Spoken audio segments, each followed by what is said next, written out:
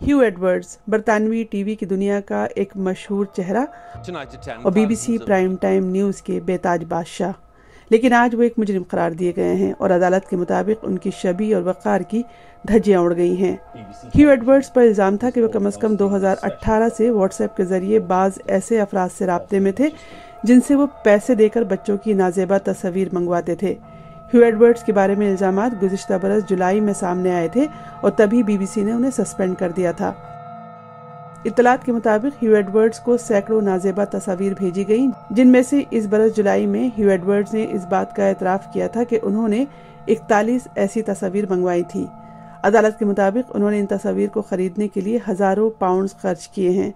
जिन बच्चों की तस्वीर खरीदी गई उनमें से ज़्यादातर की उम्र 13 से 15 बरस थी, लेकिन एक की उम्र 7 से 9 बरस के दरमियान थी।